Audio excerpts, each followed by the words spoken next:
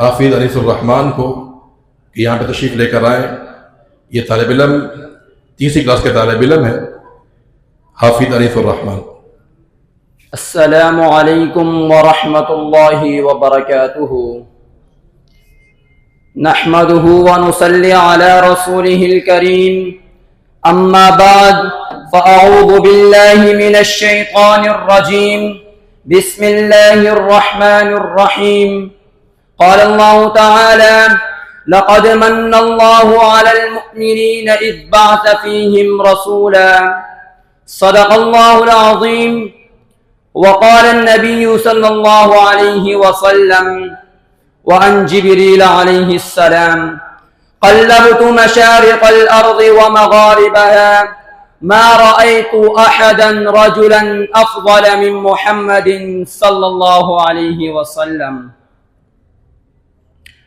حضور آئے تو سر آفری نشپا گئی دنیا، حضور آئے تو سر آفری نشپا گئی دنیا، اندھیروں سے نکل کر روشنی میں آ گئی دنیا، بجھے چہروں کا زنگ ترا سچے چہروں پہ نور آیا، بجھے چہروں کا زنگ ترا ستے چہروں پہ نور آیا، حضور آئے تو انسانوں کو جینے کا شعور آیا۔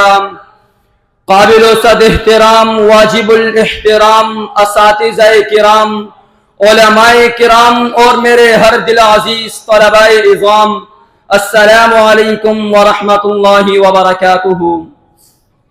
عزیزان من، یہ بات روزے روشن کی طرح آیا ہے کہ دنیا کائنات کی تمام تر عظیم ہستیوں میں سب سے افضل العالی، سب سے بالا اور نرالا ہستی سید ولد آدم، امام القبلتین، شفیع المذنبین، خاتم النبیین، آقائے نامور جناب محمد الرسول اللہ صلی اللہ علیہ وسلم کی ذات مبارکہ ہے۔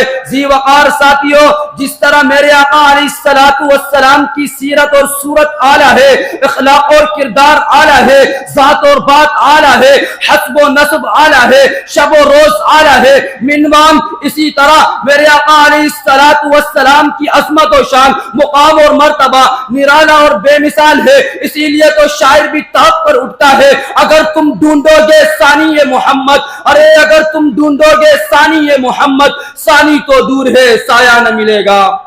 ذی وقار ساتھیوں، میں اپنے آقا علیہ السلام کی کن کن اوصاف حمیدہ کو بیان کروں؟ دنیا والوں، ہر وصف کی اپنی خوشبو ہوتی ہے۔ جب میں نے محتاب رسالت صلی اللہ علیہ وسلم کے اخلاق و حسنہ کا مطالعہ کیا تو مجھے امی جان سیدہ عائشہ رضی اللہ تعالی عنہ کا یہ فرمان نظر آتا ہے: کان خلقہ القرآن، جس کی گواہی خود خالق کائنات اپنے مقدس کتاب میں بیان کرتا ہے: وَإِنَّكَ لَعَلَىٰ خُلُقٍ عَظِيمٍ۔ ارے دنیا والوں، توجہ کرتے جانا، میرے آقا علیہ السلام کی شان صرف عالم دنیا ہی میں نہیں بلکہ عالم ارواح میں بھی تھا۔ جب زمین اور سما کا وجود بھی نہ تھا تو اس وقت رب ارض و سما نے تمام تر انبیاء سے عہد و میثاق لیا، تمام تر نبیوں نے بیعت زباں ہو کر میرے آقا علیہ السلام کی رسالت کا دل و جان سے اقرار کر دیا، جس کی گواہی خود خالق کائنات اپنے مقدس کلام میں دیتا ہے۔ رب کا قرآن کہتا ہے: وَإِذْ أَخَذَ اللَّهُ مِيثَاقَ النَّبِيِّينَ لَمَا آتَيْتُكُم مِّن كِتَابٍ وَحِكْمَةٍ ثُمَّ جَاءَكُمْ رَسُولٌ مُّصَدِّقٌ لِّمَا مَعَكُمْ۔ اور ایسی وقار ساتھیوں، میرے آقا علیہ السلام کی شان، میرے آقا علیہ السلام کی شان ہی بلند و بالا ہے۔ اور ذرا توجہ کرتے جانا، ہر نبی کو نبوت ملی، ارے کوئی شک نہیں، جو نبوت آمنہ کے لال کو ملی، جو نبوت تاجدار مدینہ کو ملی، جو نبوت عبداللہ کے لخت جگر کو ملی، وہ نبوت تمام تر نبوتوں سے افضل اور اعلیٰ اور نرالا اور بے مثال ہے، جس کے بارے میں رب کائنات قرآن میں بیان کرتا ہے: وَإِنَّكَ ولیکن رسول اللہ و خاتم النبیین۔ ذی وقار ساتھیوں، یہیں پر بس نہیں، ذرا آگے چلیے۔ معراج کے موقع پر رب کائنات نے میرے علیہ السلام کو تمام تر نبیوں کا سردار بنا کر کے امام الانبیاء کا لقب عطا فرمایا۔ اسی لیے تو شاعر بھی طرف پر اٹھتا ہے: پے کرے دل ربا بن کر آئے، روح ارض و سما بن کر آئے، سب رسول خدا بن کر آئے، وہ حبیب خدا بن کر آیا۔